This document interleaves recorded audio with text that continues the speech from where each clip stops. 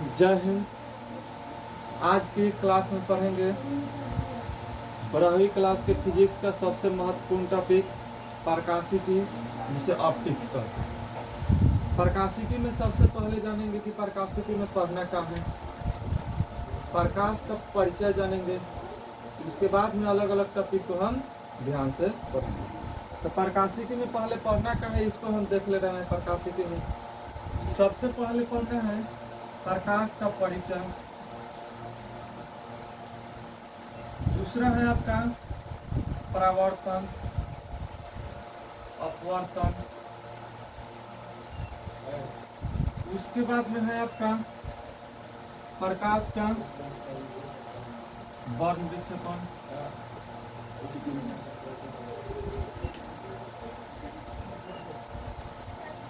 वर्ण विक्षेपण, पूर्ण आंतरिक परावर्तन,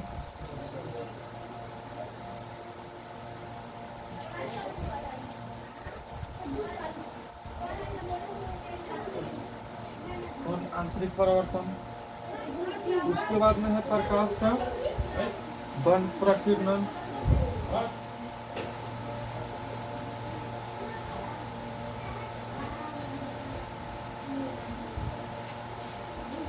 प्रकीर्णन प्रकाशीय यंत्र है।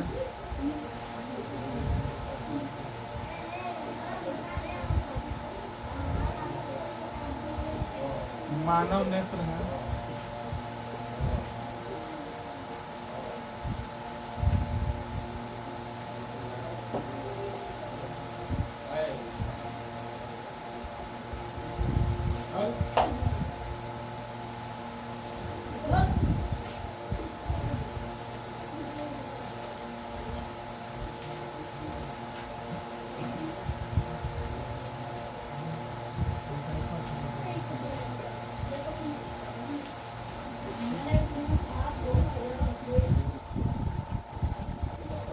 पूरा प्रकाशिकी में हमको टोटल इतना चीज पढ़ना है। पहला पढ़ेंगे परिचय, यानी कि प्रकाश का परिचय पढ़ेंगे, इंट्रोडक्शन पढ़ेंगे प्रकाश का। उससे संबंधित विभिन्न वैज्ञानिकों ने अपना बात रखा, उसको जानेंगे। उसके बाद में है दूसरा प्रकाश का परावर्तन, अपवर्तन। उसके बाद में प्रकाश का वर्ण विक्षेपण पढ़ेंगे। उसके बाद में पूर्ण आंतरिक परावर्तन, प्रकाश का प्रकीर्णन, प्रकाशीय यंत्र, मानव नेत्र और तरंग प्रकाशिकी पढ़ेंगे। उसमें पढ़ेंगे व्यतिकरण, विवर्तन, ध्रुवन और लास्ट में सबका मिक्स पढ़ेंगे विविध। लास्ट में क्या पढ़ेंगे? विविध पढ़ेंगे। तो सबसे पहले पढ़ेंगे प्रकाश का परिचय के बारे में।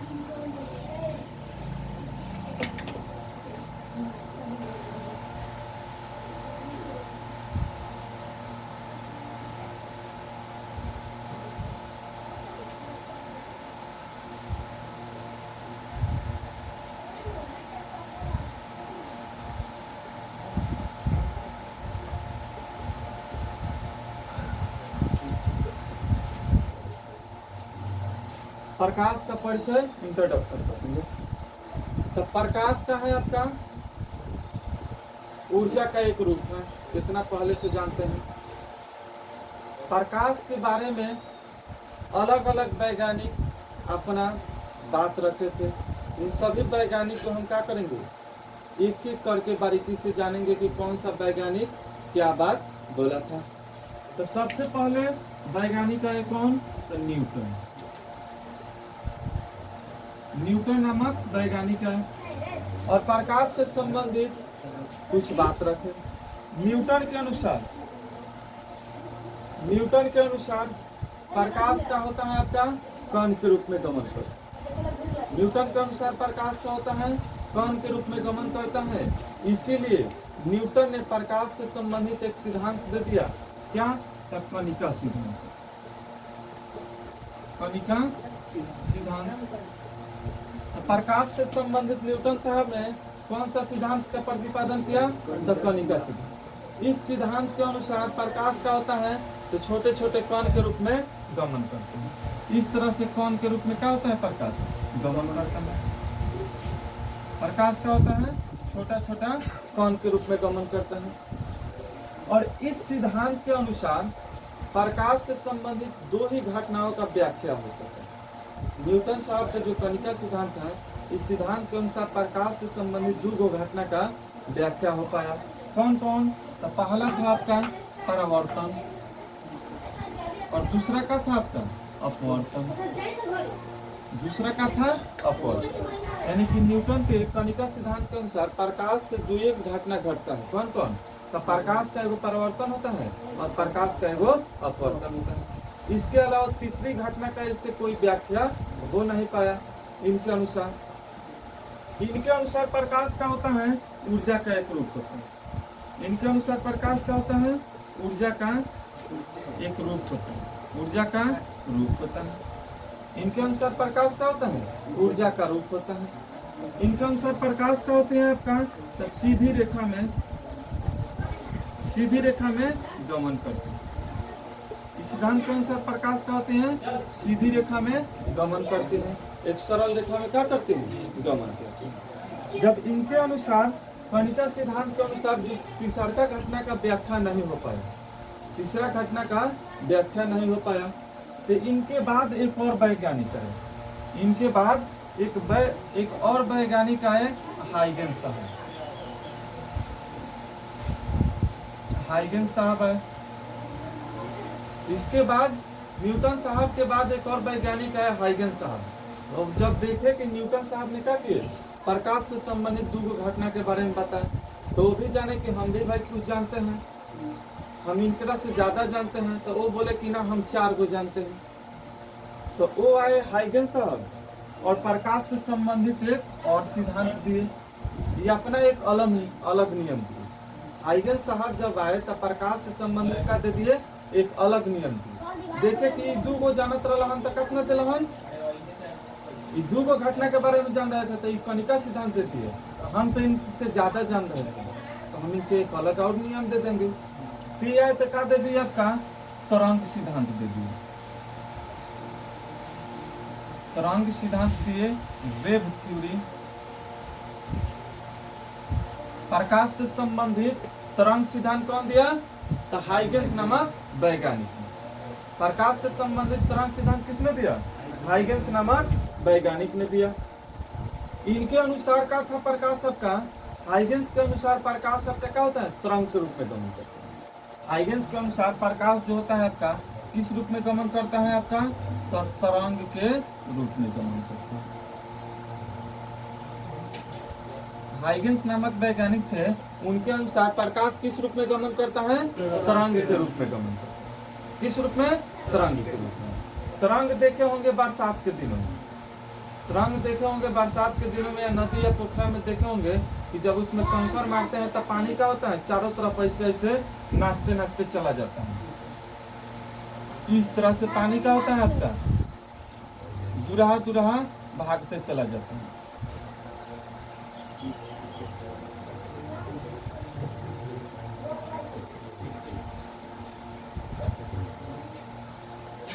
तरंग के रूप में पानी का होता है आपका ऐसे भागते चला जाता है, वही का होता है आपका तरंग होता है।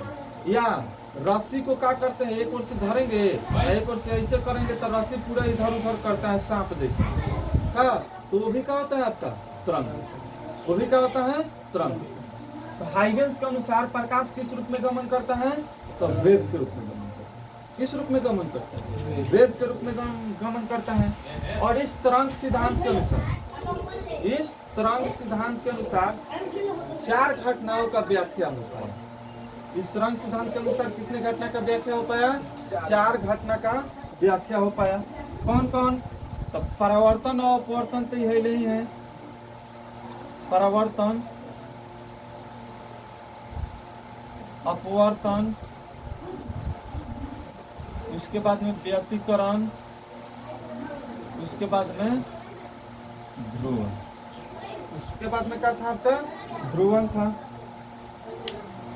उसके बाद में एक और घटना आ जाता है विवर्तन। कौन घटना? विवर्तन। तो तरंग सिद्धांत के अनुसार कितने घटनाओं का व्याख्या हो पाया? 5 घटना का व्याख्या हो पाया। कौन कौन? तो एक तो आपका क्या हो गया? प्रकाश का परावर्तन, दूसरा प्रकाश का अपवर्तन, तीसरा व्यतिकरण, चौथा ध्रुवण, 5वां व्यतिकरण। यानी कि हाइगेंस के तरंग सिद्धांत के अनुसार प्रकाश से संबंधित 5 गो घटनाएं जो घटते हैं उन सभी का व्याख्या होता है। किनके अनुसार? हाइगेंस के अनुसार। तब प्रकाश से संबंधित तरंग सिद्धांत किसने दिया? हाइगेंस नामक वैज्ञानिक ने। प्रकाश से संबंधित तरंग सिद्धांत किसने दिया? हाइगेंस नामक वैज्ञानिक ने। इनके अनुसार प्रकाश किस रूप में गमन करता है? तरंग के रूप में गमन करता है। किस रूप में? तरंग के रूप में गमन करता है। और तीसरा वैज्ञानिक एक है, और एक तीसरा वैज्ञानिक कौन है आपका? अतः डी ब्रोगली साहब। De Broglie. तीसरा वैज्ञानिक कौन है? डी ब्रोगली है। कौन वैज्ञानिक? डी ब्रोगली है। तो इनके अनुसार प्रकाश क्या होता है? द्वैत प्रकृति होता है। इनके अनुसार प्रकाश क्या होता है? द्वैत प्रकृति होता है। इनके अनुसार प्रकाश का द्वैत प्रकृति होता है। तो प्रकाश से संबंधित द्वैत प्रकृति का सिद्धांत किसने दिया? द्वैत प्रकृति। प्रकाश से संबंधित द्वैत प्रकृति का सिद्धांत किसने दिया? अतः डी ब्रोगली नामक वैज्ञानिक ने। प्रकाश से संबंधित द्वैत प्रकृति का सिद्धांत किसने दिया? डी ब्रोगली नामक ने। द्वैत प्रकृति होता क्या है? द्वैत प्रकृति होता क्या है? यानी कि जिसका दो गो लक्षण है। जिसका क्या हो? दो गो लक्षण है। तो इनके अनुसार प्रकाश का दो गो गुणधर्म दिखाई दिया। कौ गो गुणधर्म दिखाई दिया? दो गो दिखाई दिया। कौन कौन? तो इनके अनुसार बोले ना कि प्रकाश का होता है आपका कौन? तो एगो जो न्यूटन साहब दिए वो है रहे हैं, कौन एगो होगा? और दूसरा बोले ना कि हाइगेंस साहब दिए ना तरंग, तो भी होबे करते हैं। आई दोनों को मिला दिए और बोले कि हमारा एगो सिद्धांत हो गया का प्रकाश का द्वैत प्रकृति। और दोनों आदमी से ले लिए, एगो इनका से ले लिए और एगो इनका से ले लिए, और दोनों को इकट्ठा कर दिए, बोल दिए कि अभी हमारा हो गया। क्या बोले? ये हमारा हो गया, अभी हमारा नाम से चलेगा। तो प्रकाश से द्वैत प्रकृति का सिद्धांत किसने दिया? इनके अनुसार प्रकाश क्या होता है? कौन और तरंग, कौन और तरंग दोनों के रूप में गमन। किनके अनुसार? डी ब्रोगली के अनुसार। डी ब्रोगली वैज्ञानिक के अनुसार प्रकाश क्या होता है आपका? कौन और तरंग दोनों के रूप में गमन करता है। इसीलिए इन्होंने क्या दिया? प्रकाश से संबंधित द्वैत प्रकृति का सिद्धांत दिया। द्वैत प्रकृति यानी कि मोबाइल फोन देखते होंगे कि अब डबल सिम आ रहा है, उसमें दो गो सिम लगेगा। सेम उसी तरह भी क्या है आपका? द्वैत प्रकृति है। अब पहले का जो फोन आता था कौन सा? सिंगल सिम वाला आता था। तो ई का दिए सिंगल और ई का दिए सिंगल। एक तरीका से इन लोगों का पुराने जमाने के था और इन लोगों का क्या हो गया? मॉडर्न जमाने का आ गया। जब सिंगल का था तो उसी को ना मॉडिफाई करके डबल कर दिए, तो ये दोनों को मिला कर क्या कर दिए? अपना दे दिए द्वैत प्रकृति। अब बोले कि ये हमारा सिद्धांत है। तो प्रकाश से संबंधित द्वैत प्रकृति का सिद्धांत किसने दिया? डी ब्रोगली नामक वैज्ञानिक ने। उसके बाद में आएगा आपका प्लांक। चौथा वैज्ञानिक एक है प्लांक। चौथा वैज्ञानिक है मैक्स प्लांक।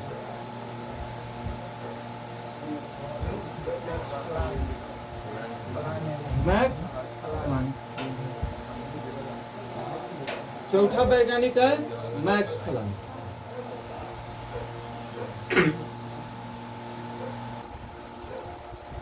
चौथा वैज्ञानिक कौन है? Max Planck. चौथा वैज्ञानिक कौन है? Max Planck. और मैक्स प्लांक का है तो इन्होंने एक अपना सिद्धांत दिया। इन्होंने क्या दिया? अपना सिद्धांत। इन्होंने बोला प्रकाश से संबंधित फोटोन सिद्धांत दिया। कौन सा सिद्धांत? फोटोन सिद्धांत।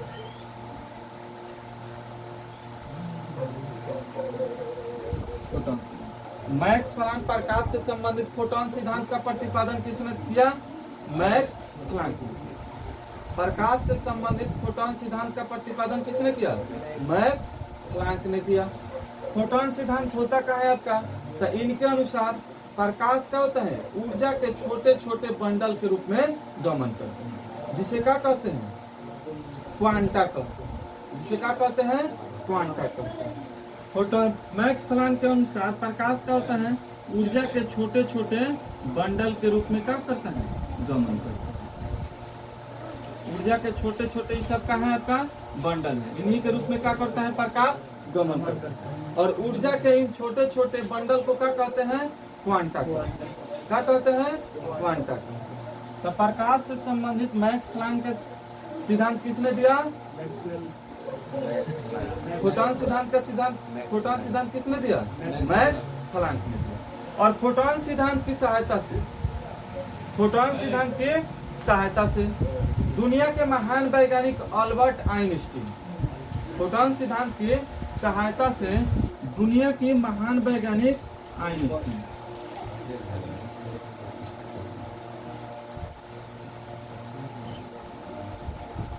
आइंस्टीन दुनिया के महान वैज्ञानिक अल्बर्ट आइंस्टीन किस सिद्धांत की सहायता से, तो फोटॉन की सिद्धांत की सहायता से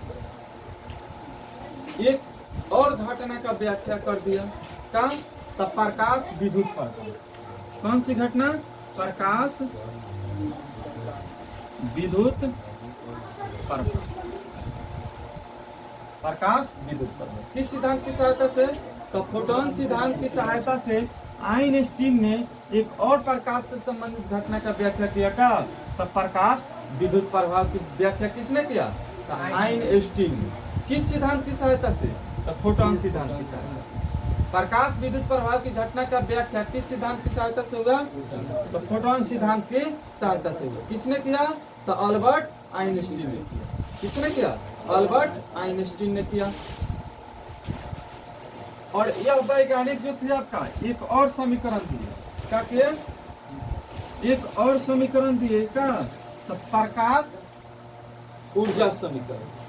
आइंस्टीन ने एक और नियम का प्रतिपादन किया, प्रकाश ऊर्जा समीकरण दिए, जो क्या होता है आपका E बराबर में mc स्क्वायर। E बराबर क्या होता है mc स्क्वायर। यह जो आपका समीकरण है, यह जो आपका समीकरण है दुनिया का सबसे बड़ा खतरनाक समीकरण है। यह जो आपका समीकरण है आइंस्टीन का E बराबर mc स्क्वायर प्रकाश ऊर्जा समीकरण, ये क्या है दुनिया का सबसे खतरनाक समीकरण। इस समीकरण के सहायता से, इस नियम की सहायता से क्या कर दिया गया, परमाणु बम बना दिया गया। क्या कर दिया गया, परमाणु बम बना दिया गया। और द्वितीय विश्व युद्ध में क्या किया गया, जापान के हिरोशिमा और नागासाकी पर परमाणु बम गिरा दिया गया। ना ही बनाते और ना जापान का होता तो हंस नहस। इन्हीं का देन है कि परमाणु बम बन गया। इन्हीं के नियम से क्या बना, परमाणु बम बना। भले उसको बनाया कोई व्यक्ति दूसरा ऑटोहन नामक वैज्ञानिक ने, लेकिन किस सिद्धांत की सहायता से, तो प्रकाश ऊर्जा समीकरण के सहायता से ही बनाया। इस समीकरण के द्वारा बहुत बड़ा ऊर्जा विशाल निकलता है। इसी नियम की सहायता से क्या किए, वह बना दिए क्या चीज, परमाणु बम बना। और जो आपका प्रकाश विद्युत प्रभाव की घटना का व्याख्या की कौन वैज्ञानिक, तो आइंस्टीन नामक वैज्ञानिक। इस घटना के लिए, इसके खोज के लिए नोबेल पुरस्कार से सम्मानित किया गया। किनको, तो आइंस्टीन को। इसी प्रभाव के जब इसके बारे में बताए तो इसको क्या किया गया, नोबेल पुरस्कार दिया गया, नोबेल प्राइज दिया गया। प्रकाश विद्युत प्रभाव की घटना के लिए आइंस्टीन को क्या चीज से सम्मानित किया गया, तो नोबेल पुरस्कार से सम्मानित किया गया। और नोबेल पुरस्कार क्या होता है, दुनिया का सबसे बड़ा पुरस्कार होता है। नोबेल पुरस्कार क्या होता है, दुनिया का सबसे बड़ा पुरस्कार होता है। और यह सब किसी को नहीं मिल पाता। नोबेल पुरस्कार सब किसी को नहीं मिल पाता, यह दुनिया का सबसे बड़ा पुरस्कार। उसके आगे है पांचवा वैज्ञानिक एक है, उसके आगे पांचवा वैज्ञानिक है कौन, तो पांचवा वैज्ञानिक है जो विद्युत चुंबकीय तरंग के सिद्धांत का दिया, मैक्सवेल। पांचवा वैज्ञानिक कौन है, मैक्सवेल है। पांचवा वैज्ञानिक कौन है, मैक्सवेल। पांचवा वैज्ञानिक है मैक्सवेल। ये भी बोले कि भाई हम वो कुछ जानते हैं प्रकाश के बारे में, हम वो बताएंगे, हमरो एगो नियम रहेगा। तब आओ भाई बताओ, तो ये भी क्या किए, बताए। तो इनके अनुसार प्रकाश का होता है विद्युत चुंबकीय तरंग। इनके अनुसार प्रकाश का होता है विद्युत चुंबकीय तरंग होता है। इनके अनुसार प्रकाश का होता है आपका विद्युत चुंबकीय तरंग। इनके अनुसार प्रकाश का होता है विद्युत चुंबकीय तरंग होता है। इनके अनुसार प्रकाश का होता है विद्युत चुंबकीय तरंग होता है। तो विद्युत चुंबकीय तरंग के सिद्धांत किसने दिया? मैक्सवेल ने दिया। प्रकाश से संबंधित विद्युत चुंबकीय तरंग का सिद्धांत किसने दिया? मैक्सवेल ने दिया। अब जो आइंस्टीन का समीकरण है आपका E बराबर में mc², तो E का होता है ऊर्जा होता है। E का होता है ऊर्जा होता है। M का होता है द्रव्यमान होता है। C का होता है प्रकाश का वेग होता है। C का होता है लाइट ऑफ वेलोसिटी यानी कि प्रकाश का वेग। अब प्रकाश का वेग निर्वात में कितना होता है आपका? अतः 3 गुने 10 के पावर 8 मीटर प्रति सेकंड। 3 गुने 10 के पावर 8 मीटर प्रति सेकंड। और प्रकाश की चाल की गणना कौन सा वैज्ञानिक ने किया? रोमर नामक वैज्ञानिक ने। कौन वैज्ञानिक? रोमर नामक वैज्ञानिक। रोमर नामक वैज्ञानिक ने प्रकाश की चाल की व्याख्या सबसे पहले किया। कितना? तो 3 गुने 10 के पावर 8 मीटर प्रति सेकंड। प्रकाश का चाल दुनिया में सबसे ज्यादा चाल किसका अधिक होता है? प्रकाश का चाल होता है। वो भी क्या चीज में? तो निर्वात या हवा में सबसे अधिक होता है। और उसके बाद किसी और माध्यम में थोड़ा थोड़ा क्या होता है? घटते जाता है। ऐसा माना गया है कि प्रकाश के चाल से भी ज्यादा एक वस्तु का चाल होता है जिसे क्या माना गया है? टकियान माना गया है। क्या माना गया है? टेकियान। ऐसा कल्पना किया गया है, माना जा रहा है कि प्रकाश के चाल से भी इसका चाल कम है ज्यादा, लेकिन अभी इतना प्रूफ हो नहीं पाया। ये क्या था आपका? प्रकाश से संबंधित परिचय था कि कौन कौन वैज्ञानिक अपना कथन क्या करते हैं। पहला वैज्ञानिक कौन है? न्यूटन। पहला वैज्ञानिक कौन है? न्यूटन है। न्यूटन ने क्या दिया? कणिका सिद्धांत। न्यूटन ने क्या दिया? कणिका सिद्धांत। कणिका सिद्धांत के द्वारा दो घटना, कौन कौन? परावर्तन अपवर्तन। कणिका सिद्धांत के द्वारा दो घटना, कौन कौन? परावर्तन अपवर्तन। इसके अनुसार प्रकाश ऊर्जा का रूप होता है। इनके अनुसार प्रकाश ऊर्जा का रूप होता है। इनके अनुसार प्रकाश सीधी रेखा में गमन करता है। इनके अनुसार प्रकाश सीधी रेखा में गमन करता है। दूसरा वैज्ञानिक कौन है? हाइगन साहब। दूसरा वैज्ञानिक हाइगन साहब। हाइगन साहब ने क्या दिया? प्रकाश से संबंधित तरंग सिद्धांत दिया। क्या दिया? तरंग सिद्धांत दिया। इनके अनुसार प्रकाश का होता है तरंग के रूप में गमन करता है। इनके अनुसार प्रकाश का होता है वेग के रूप में गमन करता है, तरंग के रूप में गमन करता है। इनके अनुसार प्रकाश से संबंधित कितनी घटना का व्याख्या हुआ? 5 गो। कौन कौन? परावर्तन, अपवर्तन, व्यतिकरण, ध्रुवन, विवर्तन। 5 गो घटनाओं का व्याख्या हो पाया किनके अनुसार? तो हाइगेंस के अनुसार। उसके बाद में तीसरा वैज्ञानिक कौन है? De Broglie. तीसरा वैज्ञानिक कौन है? De Broglie. डी ब्रोगली का किया कि दोनों वैज्ञानिक न्यूटन साहब और तरंग साहब दोनों के क्या किए? सिद्धांत चुरा लिए। दोनों के सिद्धांत के क्या कर दिए? कॉपी पेस्ट कर दिए और अपना एक नियम दे दिए। का? प्रकाश का द्वैत प्रकृति का सिद्धांत। डी ब्रोगली का कि न्यूटन और हाइगेंस दोनों के सिद्धांत का कॉपी पेस्ट कर दिए यहाँ पर। का? तो द्वैत प्रकृति दे दी। इनके अनुसार बोले ना कि प्रकाश का 2 गुण होता है, 2 नेचर होता है। कौन कौन? तो प्रकाश तरंगों के रूप में गमन करेगा और प्रकाश कणों के रूप में गमन करेगा। और क्या नियम दे दिए? द्वैत प्रकृति दे दिए। क्या दे दिए? द्वैत प्रकृति दे दिए। उसके बाद में चौथा वैज्ञानिक कौन है? Max Planck. चौथा वैज्ञानिक कौन है? Max Planck. मैक्स प्लांक ने प्रकाश से संबंधित एक सिद्धांत दिया, फोटॉन सिद्धांत दिया। कौन सा सिद्धांत दिया? फोटॉन सिद्धांत, फोटॉन थ्योरी दिया। फोटॉन सिद्धांत दिया, फोटॉन थ्योरी। इनके अनुसार प्रकाश का होता है ऊर्जा के छोटे छोटे बंडल के रूप में गमन करते हैं, जिसे क्या कहते हैं? क्वांटा कहते हैं। इसे क्या कहते हैं? क्वांटा कहते हैं। और इस सिद्धांत को क्या कहते हैं? फोटॉन सिद्धांत कहते हैं। इनके सिद्धांत को क्या कहते हैं? फोटॉन सिद्धांत कहते हैं। फोटॉन सिद्धांत की सहायता से, फोटॉन सिद्धांत की सहायता से दुनिया के महान वैज्ञानिक अल्बर्ट आइंस्टीन ने, दुनिया के महान वैज्ञानिक अल्बर्ट आइंस्टीन ने प्रकाश विद्युत प्रभाव की घटना का क्या किया? खोज किया। प्रकाश विद्युत प्रभाव की घटना का खोज किया। फोटो इलेक्ट्रिक इफेक्ट घटना का क्या किया? खोज किया। इस घटना के लिए उन्हें क्या मिला? नोबेल प्राइज से सम्मानित किया गया। आइंस्टीन को प्रकाश विद्युत प्रवाह की घटना की व्याख्या करने के लिए ही क्या दिया गया? नोबेल प्राइज से सम्मानित किया गया। आइंस्टीन ने एक और नियम दिया, समीकरण, जो दुनिया का सबसे खतरनाक समीकरण होता है, E बराबर में mc², जिसे प्रकाश ऊर्जा समीकरण भी कहते हैं। जिसे क्या कहते हैं? प्रकाश ऊर्जा समीकरण या द्रव्यमान ऊर्जा समीकरण। जिसे क्या कहते हैं? द्रव्यमान ऊर्जा समीकरण या प्रकाश ऊर्जा समीकरण। क्या होता है? E बराबर में mc²। इसमें E का होता है आपका तो ऊर्जा होता है, M का होता है तो द्रव्यमान होता है, C का होता है प्रकाश का वेग होता है। प्रकाश का वेग कितना होता है? 3 × 10⁸ मीटर प्रति सेकंड। 3 × 10⁸ मीटर प्रति सेकंड होता है प्रकाश का वेग। वो भी क्या चीज में? निर्वात और हवा में। और यह वेग क्या होता है? सबसे अधिक होता है। यह वेग क्या होता है? सबसे अधिक होता है। और इस वेग का खोज सबसे पहले किसने किया?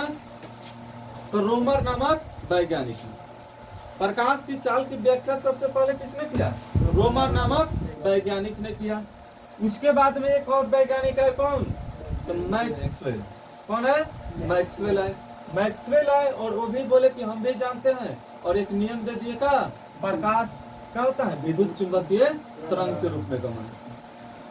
उसका बोले कि प्रकाश क्या होता है? विद्युत चुंबकीय तरंग के रूप में गमन करता है। मैक्सवेल के अनुसार प्रकाश क्या होता है आपका? विद्युत चुंबकीय तरंग के रूप में गमन करता है। अब विद्युत चुंबकीय तरंग का सिद्धांत किसने दिया? मैक्सवेल ने दिया। ये क्या था? 5 गो वैज्ञानिक थे जो अपना अपना अलग अलग विचार रखे दुनिया के सामने कि प्रकाश का यह गुण होता है।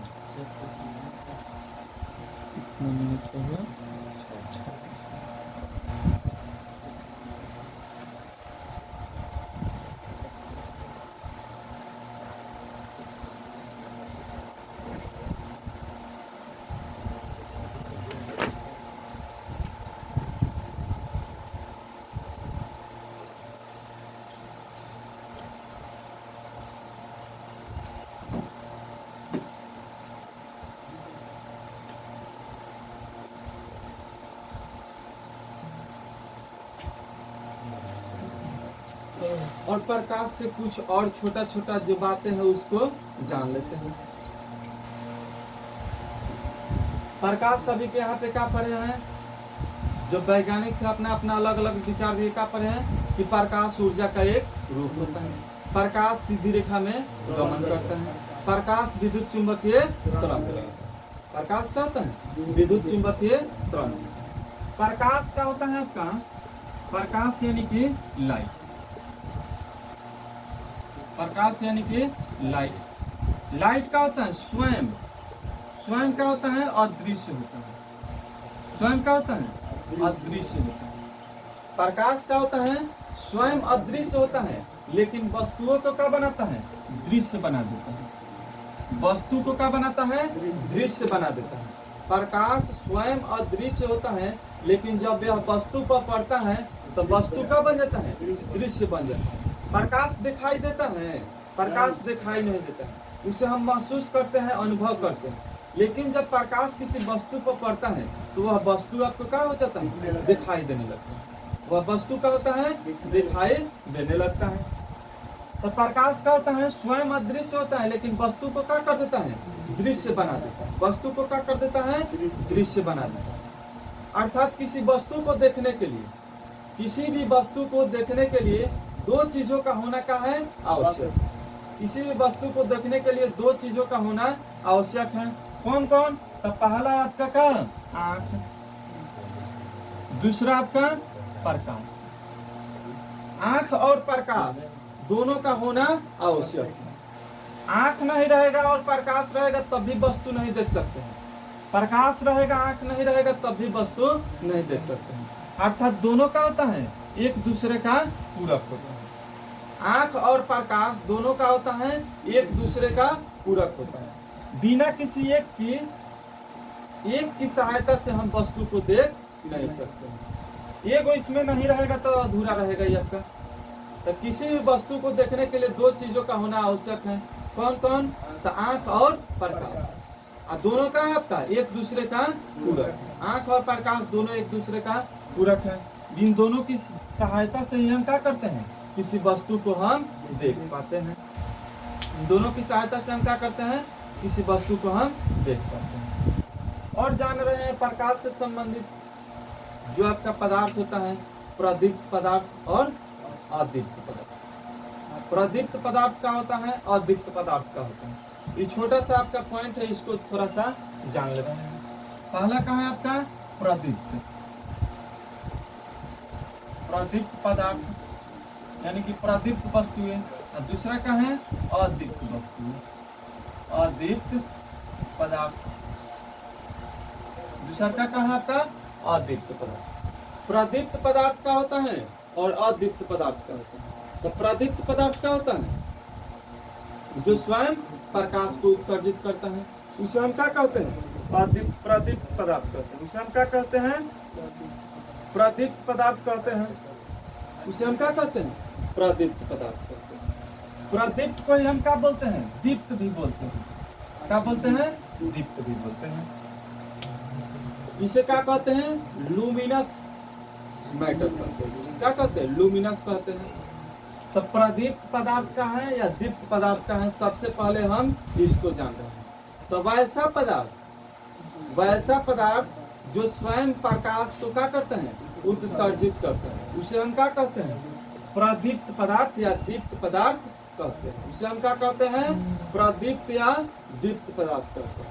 यानी कि दुनिया का वह हर एक पदार्थ जिससे खुद प्रकाश निकलता है, उसे हम क्या कहेंगे, दीप्त वस्तु या दीप्त पदार्थ कहते हैं। जैसे सबसे क्या हो गया, प्रकाश का स्रोत आपका सूर्य हो गया।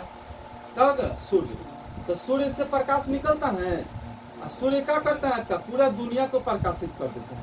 तो सूर्य का है आपका एक दीप्त पदार्थ है, दीप्त वस्तु है, जो स्वयं प्रकाश उत्सर्जित करता है। अभी यहाँ पर लाइट जल रहा है, तो लाइट से स्वयं प्रकाश उत्सर्जित हो रहा है। तो लाइट यानी कि जो बल्ब है आपका, वो भी क्या हो गया, आपका दीप्त पदार्थ हो गया, दीप्त वस्तु हो गया। मोमबत्ती हो गया, मोमबत्ती से स्वयं प्रकाश उत्सर्जित होता है। टॉर्च हो गया, लाइट हो गया, इस सब से क्या होता है, आपका स्वयं प्रकाश उत्सर्जित होता है। तो वह सारा पदार्थ क्या हो गया, आपका दीप्त पदार्थ हो गया। क्या हो गया, आपका दीप्त पदार्थ हो गया। उसके बाद में क्या है आपका अदीप्त पदार्थ। तो वैसा पदार्थ जो स्वयं प्रकाश उत्सर्जित नहीं करता है, उसे हम क्या कहते हैं, उसे हम क्या कहते हैं, अदीप्त पदार्थ कहते हैं। जो स्वयं प्रकाश उत्सर्जित नहीं करते हैं, उसे हम क्या कहते हैं, अदीप्त पदार्थ कहते हैं। अर्थात वह प्रकाशित कैसे होता है, तो किसी दूसरे वस्तु के प्रकाश की सहायता से वह क्या होता है, प्रकाशित होता है। दूसरे के प्रकाश से वह चमकता है, अपने से नहीं चमकता। दूसरे के प्रकाश से क्या होता है, वह चमकता है। जैसे इतना कहावत सुने होंगे कि दूसरा के कान्हा पर बंदूक धके मत क्या, तो सेम आपका हुआ यह क्या है, उसी तरह से यह दूसरे के कंधे पर चलता है, दूसरे के प्रकाश से क्या होता है, प्रकाशित होता है। इसका सबसे अच्छा उदाहरण है आपका चंद्रमा। और दीप्त वस्तु का सबसे अच्छा उदाहरण क्या है, आपका चंद्रमा है। क्या है आपका चंद्रमा। चंद्रमा का स्वयं का प्रकाश नहीं होता है, चंद्रमा का स्वयं का प्रकाश नहीं होता है। यह किसी दूसरे यानी कि सूर्य के प्रकाश से क्या होता है, चमकता है। सूर्य के प्रकाश से क्या होता है, आपका चंद्रमा चमकता है। तो चंद्रमा का है आपका एक अदीप्त वस्तु।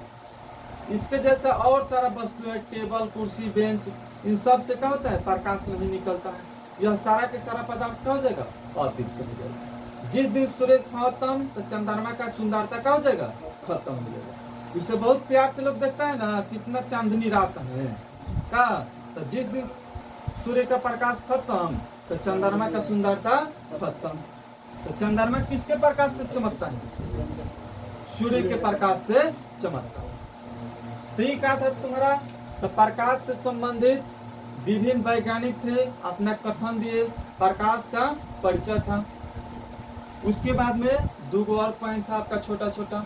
अब आगे के क्लास में पढ़ेंगे प्रकाशिकी। आगे के क्लास में क्या करेंगे, प्रकाशिकी पढ़ेंगे।